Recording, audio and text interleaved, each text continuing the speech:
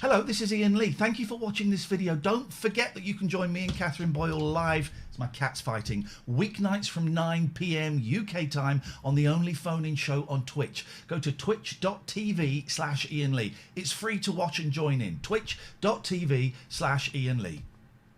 A lot greener. Now, what we need to do is we need to go over here. The reason why we struggle with the Zoom all the time is because I use it for like AA meetings and stuff, so it's all to cock. Now I need to just change where the speakers are going to go. We want the speaker to go to the USB, and then what we want to do is we want to admit this gentleman here. This gentleman, I'm excited. Warning, in the next half hour there's going to be a lot of talking. And it won't be coming from us. Hello, Douglas Anderson, we can see you or hear you. I cannot wait to see your face. Just about hear you. Are you there, Douglas? Yes, I am. Can you hear me? We can hear you, we cannot see you. That's one thing. We've got 50% of Mr. Anderson. Okay. At the moment, this is old-fashioned radio. Now, what do I need to do to get the visual up here? You need to hacktivate your camera. You need to hacktivate your camera. If you move, are you doing this on a computer or a telephone? I'm doing this on a computer. I can start video. Is that one? That's Start what video. we need to do, because Yes, at the sir. moment we are Doug-less. Now we we're are Doug Doug more. Full. Yes! Doug Full. Welcome, welcome, welcome, welcome. Hey, lovely. Oh, look at that. Look at that. I popped in at about 9:10, and I popped out again at 9:15 to go down and play with Jenny the cat, who we talked about the last time. Yes. And I wasn't sure if you guys were on a split screen or not, but you are in the same. We are in the same thing. Katherine is my bubble. We're allowed to bubble up. So we are in the same place. You can't see, Katherine, if you move your head ever so slightly, that is a Frank Sidebottom Ouija board behind us. It can only contact paper mache ghosts. Yes, Dougie has made his tie out of offcuts from my shirt. Beautiful. Look at this. This is I feel amazing. quite left out. How many candles have you? I can see 4 candles. 4. But are there any candles that we can't see in that room? That's what everyone wants to know. You know, all the candles that are in this room are lit. They're on show.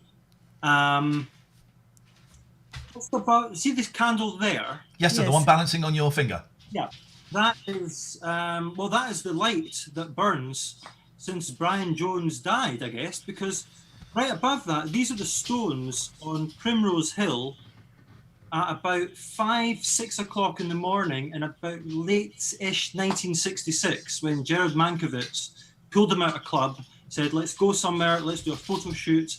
That's from the photo shoot. It's signed and went on to be the cover of the Between the Buttons album, which came out in January 67. So, you know, you ask about candles, you get the story. Wait, could you just, and we'll get onto the film in a minute, right? Which Katherine hasn't seen. Can you just do the thing with the finger again? Is that where you got the idea for the titles of the film? No, it's not. It's not. But it's very, very similar, isn't it? I think he looks like E.T. Yeah. I can do this one as well. Watch. There we go. Candles there. Candles there.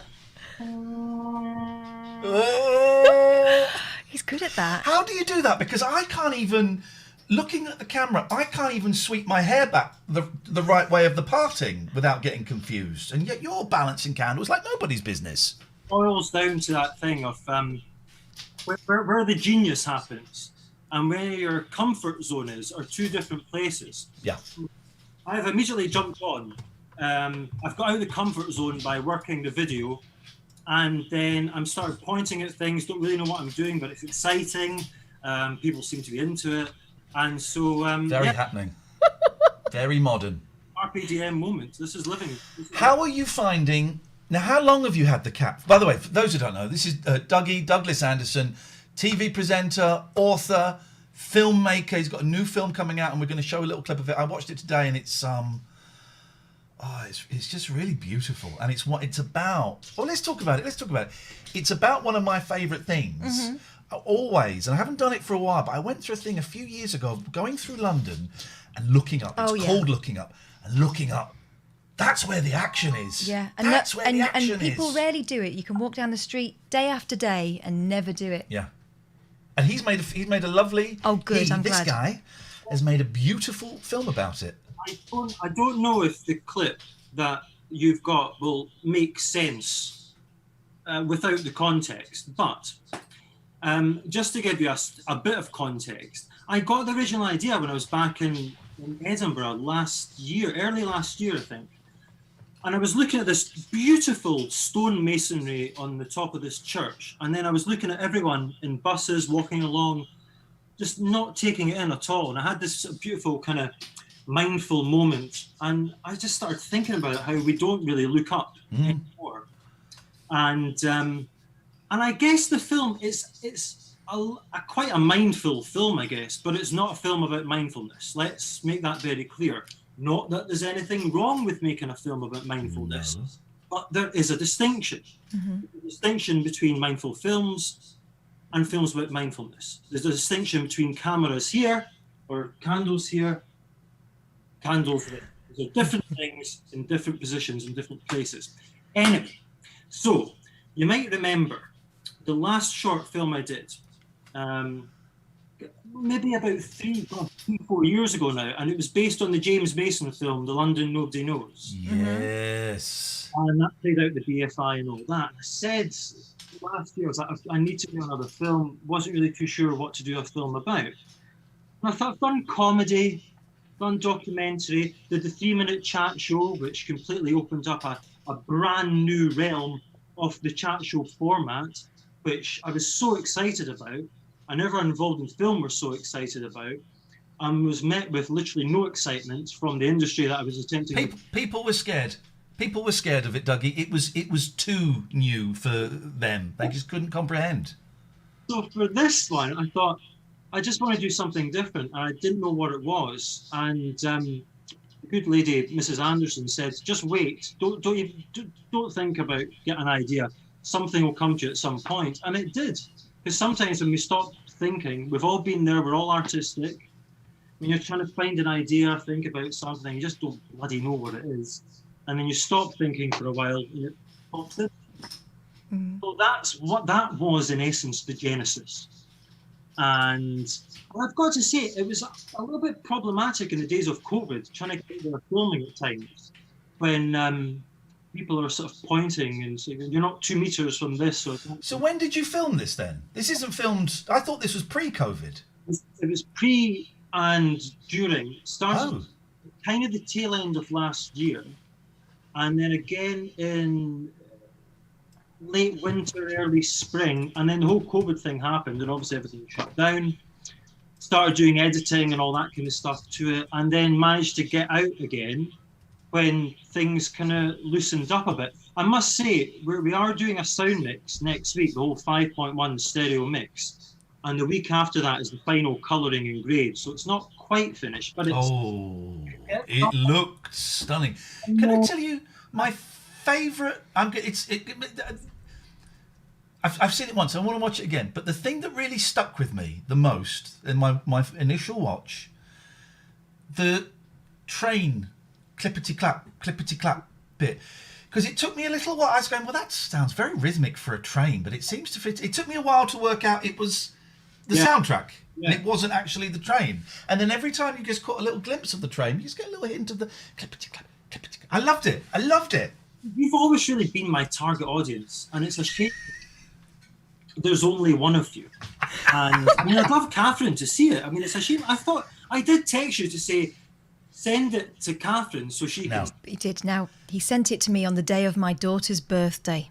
And so, unfortunately, I've been on birthday business all day. 2 momentous things happening in the same day. And you must my best on to your daughter. And I'd rather she didn't watch it just yet. I think mother should, be the judge before daughter. I'm a bit of a traditionalist in that sense.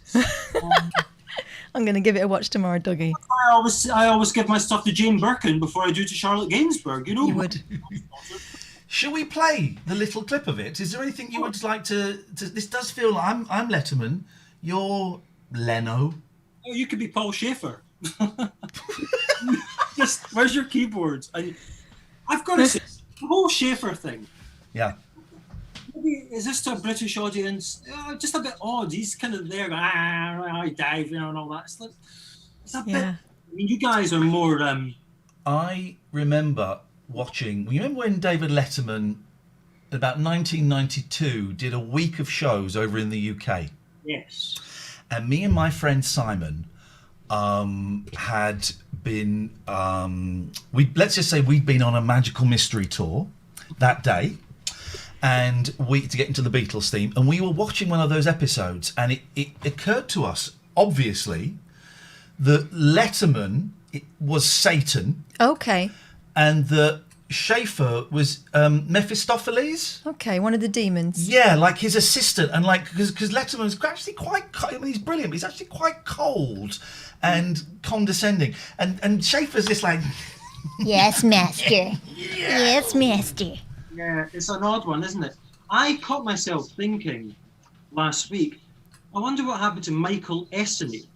Now, remember the Michael Essany show? It was basically, he was a teenager in America, and he started doing a talk show from his own house with his dad being the sidekick and all this kind of thing. And it was on, I think it was on a US network for a while. It'll probably be on YouTube here somewhere. I've just written it down so we can look for it later. I don't remember the name.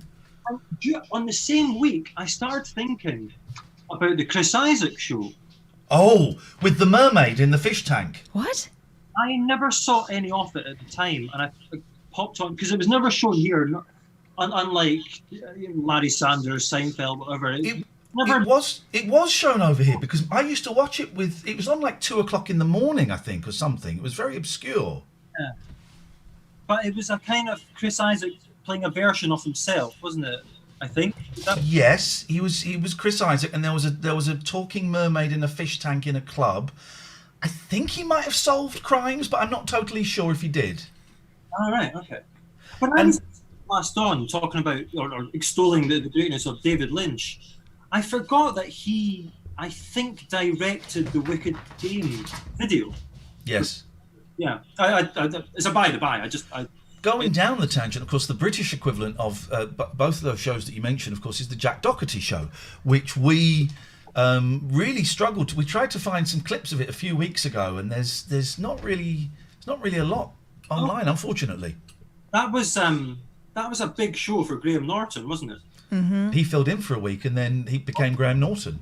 Yeah, and it was filmed down at the Whitehall Theatre, just a stone's throw from Downing Street, wasn't it? Right, that's where it was. 'Cause it was a theatre. And quite often it was there were 30 people in the audience. Yeah, it was very odd, and they had the band. Oh gosh, how I miss these conversations that only families here I can never have it. The house band, I think. I don't know if it had two different house bands, but the house band, the leader of the band was the eldest son in the old OXO adverts with Linda Bellingham. Oh, now this is why we need you, because we watched quite a lot of that and didn't have that lovely bit of information. No, I would have sought him out. Delicious informazione. That's incredible. Shall we watch the clip? Is there anything you want to say before I play this clip? Fingers crossed I play this clip. It could go all horribly wrong. I don't think so. I mean, it would probably make a little bit more sense in the context of what comes before and after. But it's quite hard doing a trailer for a 10-minute film, I find. So yes. This is a taster. I just ask people to relax and hopefully enjoy it. And be kind. Look up. Here is a clip, and it's Looking Up, isn't it? The title, or is it? Yeah. Here's a clip from Looking Up, the new film, as yet unreleased. This is a bootleg from Dougie.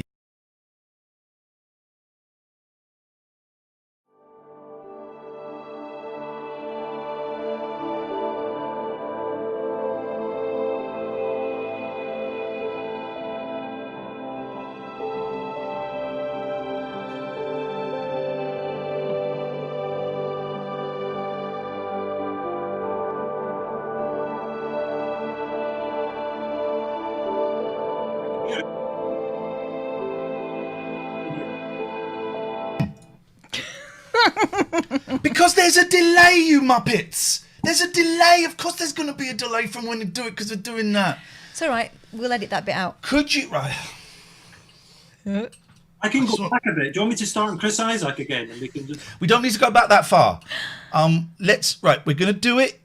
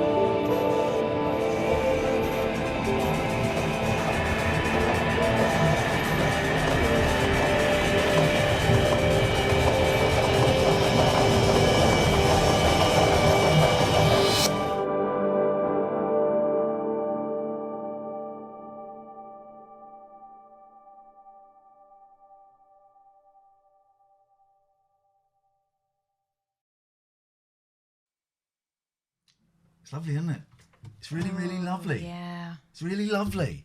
It's beautiful, and it's what you don't get. I think we've talked about the detectorists before, Dougie, and one of the reasons I like it so much is it's so slow, and that could often be, some people could consider that an insult, and it's not. It's just really slow, and I love it. And just watching this for like 9.5 minutes, it's slow. I could do with some of that. I'm going to watch that when we get back, I think. It's beautiful. Well done. Oh, no, hang on. Now we've muted you. Hang on a second. You probably saw the mouthing thank you. There we go. Well done. It's beautiful, Dougie. It's really, really beautiful. Well done. Thank you, mate. I appreciate that. Thank you, Kath. I had a bit of a rush job last week and the week before because the final date for submissions for the London Short Film Festival, which is affiliated with BAFTA, was today, actually.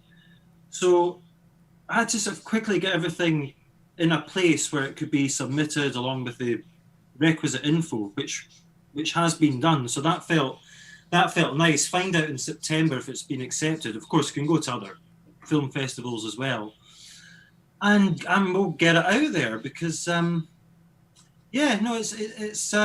it's nice to be in the position it is now. I've got to say, and those who have seen it, because I kind of went to a few people that I kind of liked, that I wanted to see it, yourself included, and they all sort of came back saying the same thing. And one of the things I really liked, someone said it was like it's like a meditative essay on the search for calm, and I thought, oh God, I'm just absolutely going to nick that line for some kind of tagline, which I did. So that's been nice. And I tell you what else was nice on a slight filmic segue. Had blinking internet problems 3 weeks ago. Internet had gone down in half the street, so was suddenly left to watch DVDs. Now, it's quite a sad start to this story. About 18 months ago, I kind of got rid of most of my DVDs, kind of music and all that, because what with streaming and all the rest of it, and I kept a few little gems just because I couldn't throw them out. Wow. Suddenly, without Netflix, without Amazon Prime, it's like, what are we going to watch? Because we don't really tend to watch that much television. It tends to be more films, or the television we do watch are on, things on Netflix. And I watched Kes for the first time in a long time, and I'd kind of almost forgotten the beauty of that, and indeed the sadness of it, but also I'd forgotten Lynn Perry, Ivy Tilsley, playing that role in it. God, she is. Do you know what? I've not seen that for about 30 odd years, and Ivy Tilsley is in it. How funny! I was thinking about her at the weekend. Well, when I think about her, I think about her in Shooting Stars and that very odd appearance on the first series of Shooting Stars when she was on. I think she'd just left Coronation Street, or maybe she was still in Coronation Street at the time. It's kind of odd seeing that. And also what I started to do for the third time over was rewatch The Sopranos. And I was watching you guys tonight doing your plugs for some of the sponsors and all that. And there's a great, I can't remember if you're a Sopranos fan or not. I watched the first season and then I just stopped for some reason and never picked it up. I enjoyed it, but I for some reason didn't dive back in. Okay, I'll simply retort with an African funk band named Matumbi. The interesting thing is that at the moment there's a really good podcast. I don't tend to listen to that many podcasts because, as the comedian Charlie Baker says, in London you're never 3 feet away from a podcast. And there's a great one called Talking Sopranos, which two of the actors, the guy who plays Michael Imperioli, who plays Christopher in it, who was in Goodfellas, and the guy who plays Bobby Bacala in The Sopranos, Stephen Sharipa. And it's really, really good, especially if you're a fan of the film. They've obviously have to do these adverts throughout it. And they don't suddenly go to an advert, they have to do the advert. So, we're now sponsored by this, that, and the next thing. And it's quite a tricky thing to do. And I guess you guys, you do it very well, because what you just can't pretend you're going to do an advert, can you? You just have to go, right, we're now sponsored by these people. Yeah. We need them, so we're doing this at the moment. Yeah. Thank you very much, because we need the money, blah, blah, blah. Which brings me on to a question for you guys. So I saw the Guardian article, because the last time we were on a different station. Yes, Talk Radio, yeah. March time, I think. And I saw the Guardian article come up. It's like, oh, blinking heck, this is it. And I think I had a picture of you both and sound bites and all that kind of thing. And I always think it's very cool what you're doing anyway. And I like the fact that Catherine's friends with Katie Puckrick. Oh, yes. I've been a great admirer of Katie Puckrick. I think she's really cool and great. And I really liked her yacht rock. It was awesome, wasn't it? And I think she's got, does she do a perfume, something to do with perfume? Yeah. Yeah, that's good. I don't She's know. also friends with Sparks as well. Really good friends with Sparks. Almighty, and isn't it great? He still does the dance, isn't it? When you get up, he does, this, And everyone goes nuts. oh, God, I love it. That, along with perhaps watching Queen at Live Aid, things that just undisputable, they just make you feel better. Yeah. Life and life in general. I forget my point. I kind of segued off on Katie. You read the Guardian article? Yes, I read the Guardian article, and I thought, right, this is brilliant. I didn't really know how it worked, how you're going to do it, because you're kind of spearheading this revolution. Yes. And not just because cats indiscriminately appear. It's the internet. We have to have cats involved somehow. That's what it's for. The question is it, obviously it's hard work, but it must be quite gratifying, and I would hope exciting. Yeah, because we're in charge, aren't we? We can do what we want, pretty much. Iain? It varies from me from day to day. Here's the thing, Dougie. How honest do you want us to get? Because we can get really honest if you want. Get as honest as you can without anyone feeling uncomfortable. Okay. Maybe the question should be to Katherine. Katherine, how honest should you both be? I think we can be completely honest. That's the whole point, isn't it? Here's the thing. It was a thrill. We are pioneers. For the first time in 25 years of doing this, this cat was all over the place. The first time in 20 years, I'm actually involved in something that is pioneering. We're the first people that Twitch have approached and said, first a traditional broadcast saying, would you like to come over here? So that's great. Is it paying my bills? No, it's not, unfortunately. It's better than not working, and Kath, is earning more money than she was at Talk, but it's not covering all my bills. And there is a real part of me that has lost the joy. I'm enjoying this. I'm working with my best friend, and no one makes me laugh like she does. Maybe my youngest at the moment, because he's on a really good streak at the moment. But I can't compete with that. No one makes me laugh like Katherine, and I think the shows that we're doing are really, really good. And it's psychologically, it's fascinating how Twitch works compared to radio. But just Dougie, there's a bit of there's a significant amount of the joy has gone. I think you're still grieving. We did get our fingers quite badly burned, didn't we, by what happened before? Yeah. But also, you've got your eyes on something else. I don't know if you know this, Dougie, but he's retraining, so he's got other plans. I've just signed up to a 2-year counselling diploma, starting in September. So at the moment, the plan is in 3 years is to this is show business is gone, and I become a full-time counsellor. I don't know where my head in 3 years' time might be in a completely different place or something. But that is part of me has given up. I think it's pragmatism. Yeah. Because the show business that you once knew, it doesn't exist anymore.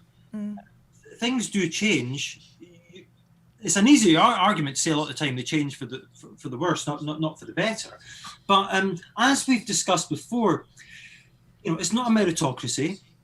There is the whole celebrity culture is still kind of as stronger than any other type of culture at the moment.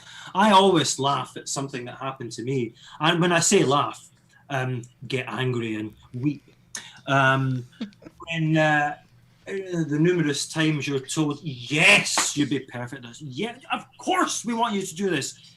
But you don't have the Twitter followers.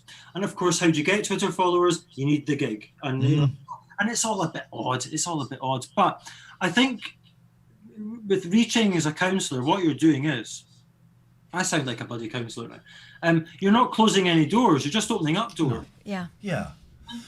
I was going to, sorry to interrupt. I was going to ask what your relationship is with show business now, because of course we met when we were working on Rise together. You've been there before me, and then I kind of was pushed in to help steer it into the ground. But you've done huge TV shows. I remember you telling me about, I think it's in your book, isn't it, about you going to Chris Evans's house and handing him a present. But you've not been on telly, as far as I'm aware, for quite a while. And I wondered, have you given up? Do you consider that the past, or are you just waiting for the call? Well, kind of things move on. Sometimes they come back to you. I saw the way sort of TV was going, and I thought, I don't know where my place is in this. I really don't. And especially now that budgets are the way they are, the kind of my niche kind of things don't really exist anymore, because it is all about, how can we do loads of these shows for this amount of money and all that. And I guess I got into TV via a short film. I'm still doing that. I got into working on movies, being, the music consultant and stuff like American Animals, which did really well. And I was working again, actually, at the tail end of last year on another film that Bart Layton didn't direct, but his company were working on. So that was, again, me just going through my record collection, saying this tune would be great for this Julian Casablancas solo album song would be great for that moment in that film. And so doing stuff like that and writing books, now the money you get from writing books is not huge, but you can only do what you can do. And it would be ridiculous for me to be sat here going, do you know what, I'm really envious of what Dermot O'Leary has got going for him at the moment, because he's got his thing, and you have to do what you can do in the situation that you're in. That might mean writing a book. It might mean directing and writing a short film that gets put into the BFI archive, which is what happened with me. And so you can only do what you can do, can't you? I'd love to do more TV, I really would. But I guess you have to wait on the opportunity arising and do what you can do in the meantime, or even not in the meantime, just think that was then, this is now, here I am going down this avenue. But you don't close doors. I guess that's the thing, isn't it? You just, because it is weird that some people crop up years later and you go, what the hell are they doing there? And they have this kind of, this second sort of burst of professional life. I was in the car on Saturday. I wasn't driving. Mrs. A was driving. And we've got this old radio in the car, and I just put this on smooth radio, and Jenny Faulkner popped up. Oh, there you go, yeah. I didn't know Falky was doing anything at the moment, but there she was. Yeah. Very excited about some mainstream chart hit from 1995. Someone sent me, I've not watched it yet because that period scares me, but someone sent me a clip of us. I think it was when two members of Belle and Sebastian were on Rise, and I think it was you and me that interviewed them. Yeah, wasn't it? I've not watched it. I loved that year, even though I was very ill that year. I'm still really proud of that program. I think we had some amazing. I think it was really, really funny. When it was at its best, it was jazz. Yeah, we did. It's a shame in a way. It's kind of sad. I never try and look back at stuff because it's always like you must look forward and and I get tiring when people live in the past all the time. But we did do some really, really funny and quite irreverent stuff, which now I don't think would happen. And I don't want to sound like one of these people, like you see these documentaries on Friday night on BBC Four. Yeah, well, it was 65, I mean, we were writing it. We didn't know we were writing it at the time. Oh, piss off. No one had said fuck on television before. But I think it's funny you mentioned Belle and Sebastian because it was 10 years to the day last week that we started filming our half-hour film to coincide. I say me, Belle and Sebastian, when we did our Write About Love film. How quickly 10 years goes. But you can only do what you can do in any situation.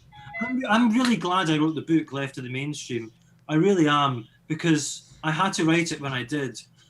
And I don't think there's a book that's partly about television. There's nothing like it. Because the first thing I thought when I started writing that book was, I don't want my face to be on the cover.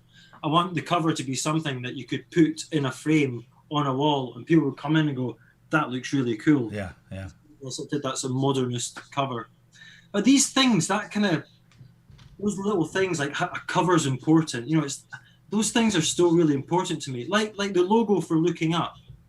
How that line, I got that idea from an old 50s modernist thing. And I thought, how could I play on that and make it a bit more now, a bit more, 2020. Those things are really important. An album cover should still be a really cool design. Do you know what? I bet Katie Puckrick would agree with this. She definitely would.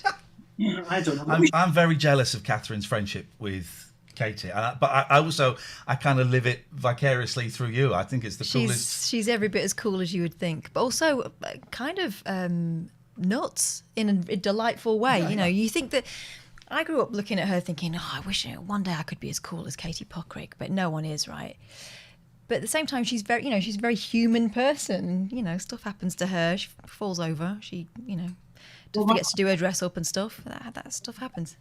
Next question is, who are your showbiz friends at the moment? Is there anyone sort of in your your inner reaches? Who's? I can tell you that.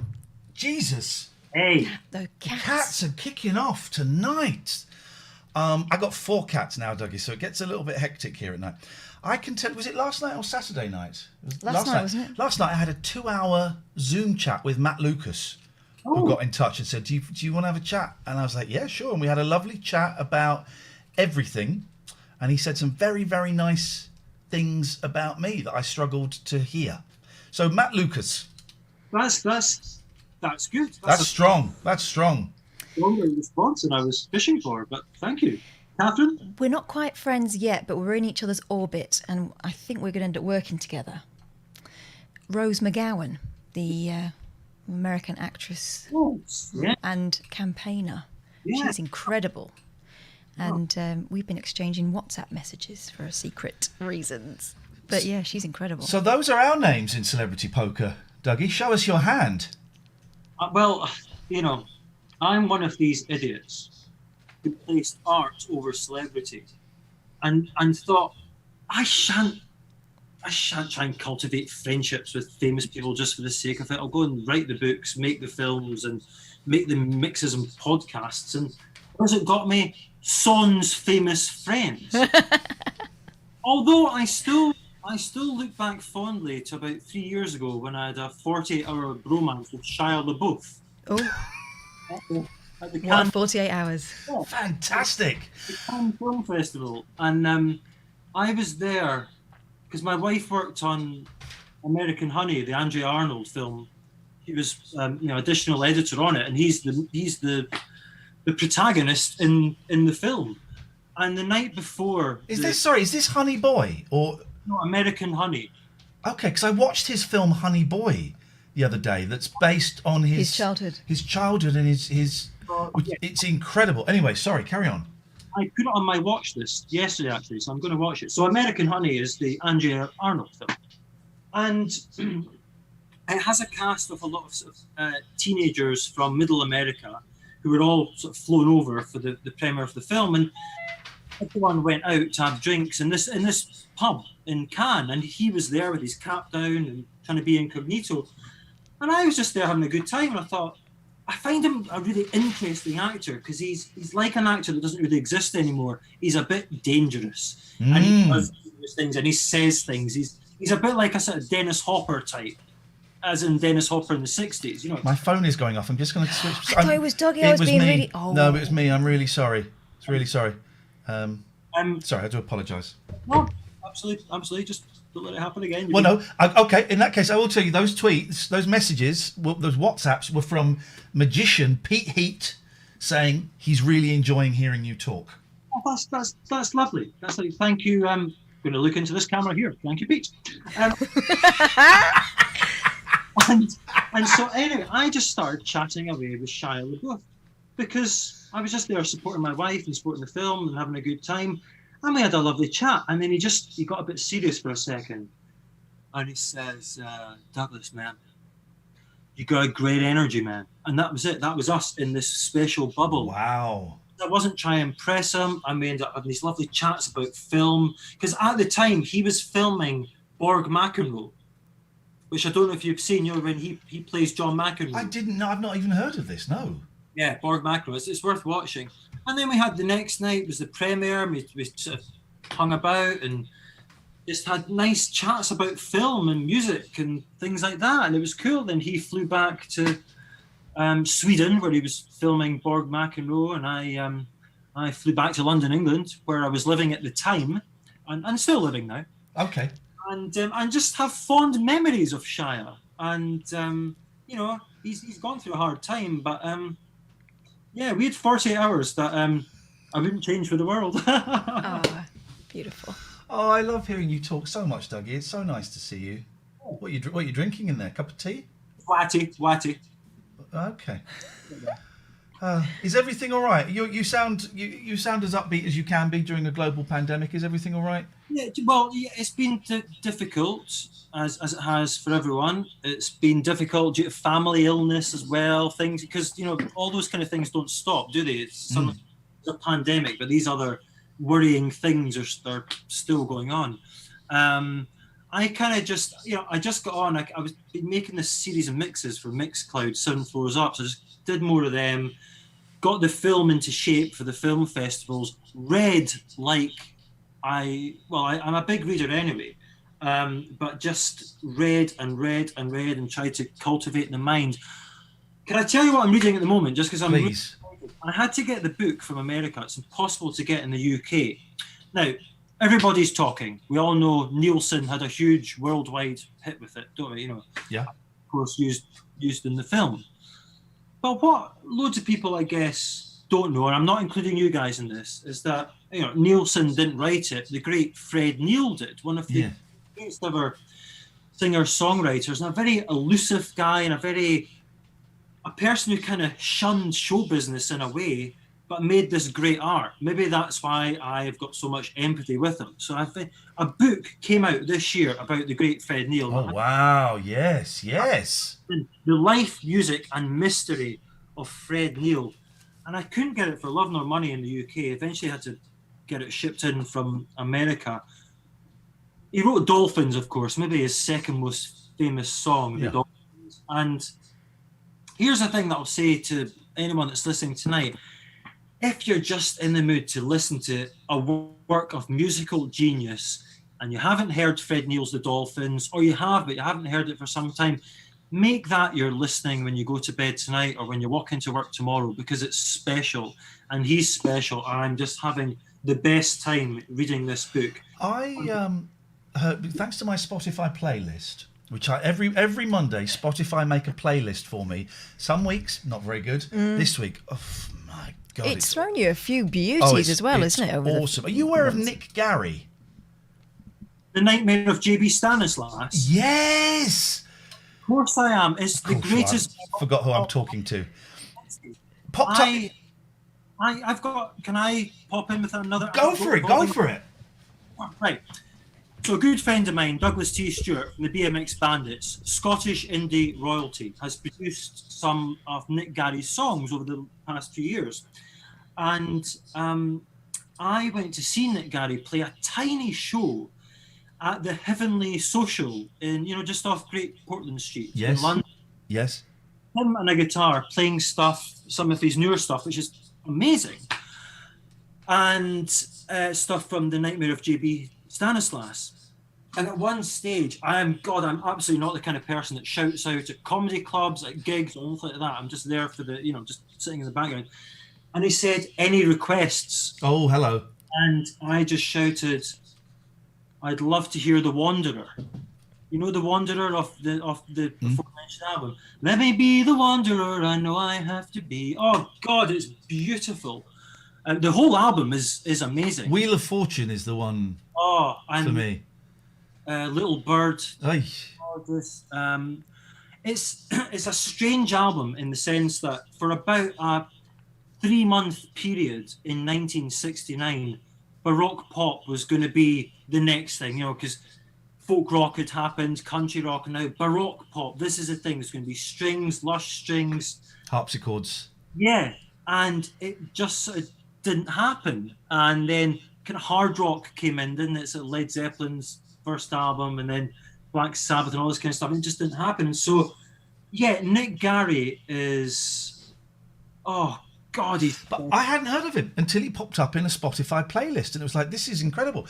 But to bring it back to Everybody's Talking, I heard Harry Dean Stanton do a version of Everybody's Talking, and at the beginning he said, "This is a heroin song." I thought, is it? What? I've never heard that. And then it makes everybody's talking at me. I don't hear a word they're saying. Only the whatever. Echoes in my mind. Is it a heroin song? Fred Neil had, shall we say, issues. Okay. So I haven't got to the part in the book where it goes into what it is about, because I've just got past the book. Or his first album proper on his own was Bleecker and McDougall. Now, you've probably been to some of the record shops on Bleecker Street in New York. There used to be a great shop, Bleecker Street Records, that sold bootlegs, and then it closed down a couple of years ago. Yeah, great place. So Bleecker Street and McDougall Street beside each other. Here's something to go. One of the greatest album covers ever is Fred Neil's album, Bleecker and McDougall. Photo was taken in 1965, 66, of him in the middle of the street, late night, New York. It's the Village when it was still dangerous. Oh, look at that. Yeah, very cool. Look at that. You know how a lot of people buy, they frame their albums now? Yes. Because, the best album covers are, of course, works of art. Bleecker and McDougall by Fred Neil is absolutely one of those that should be framed. It's beautiful, isn't it? And I like the fact it's late at night, it's dangerous, but what's in the distance there? The Empire State Building. Yeah, yeah. I want a hot dog with some mustard on it. Yeah. And it's old, and he's just got his, it's a bit. It kind of harks back to that Coen Brothers film, doesn't it? The it's that feel to it. I've thoroughly I meant to mention this last week, Honey Boy, the Shia Labeouf film. It just popped up on Amazon Prime, which doesn't normally have a great selection. It's so strange. You're the second person who's mentioned that to me in the last couple of days. It's beautiful. It's I kind of identify with it's about dads. I mean, not a similar situation to me. But doesn't he play the dad in it? But actually, it's kind of based on his childhood. And it's based on his recovery. And what he wrote about his dad. And it's and it gets nice and a little bit psychedelic and meta towards the end. Beautiful, really beautiful. You're talking about beautiful films and films that have a heart to them. And you mentioned Harry Dean Stanton. Have we spoken before? There's every chance we had about Harry Dean Stanton's final ever film before he passed away. Lucky. No, I've not seen it. Is it good? The need for you to see it is so strong that I'm going to do a quick 360. Wow, I've not seen him do that in a long time. You better take this seriously. I've not seen him do that in a long, long time, guys. Everybody, focus. Oh, I implore you to watch it. It is beautiful. and it's life affirming. Yeah. And and at times it's a bit slow in a great way. You would love it. You would both love it. Please just go and watch it when you get the chance soon. You won't regret it. All right, we'll finish now and we'll go and do it. Dougie, we should let you go. It's always such a joy to talk to you. I miss you so much, and you're one of my favourite people that I ever worked with on telly, and we had so much fun when we hit that groove. It was effortless. Yeah. Effortless. You could just let go and fall, and it was wonderful. I don't even remember, but I remember just rapping into making up a song into the break, and it was just joyous. It was wonderful. So thank you for those times. Thank you, and thank you both. I feel I've slightly spoken more to you than I have to Kath, and I don't want to appear rude. It reminds me, just if you'll allow one very, very quick anecdote.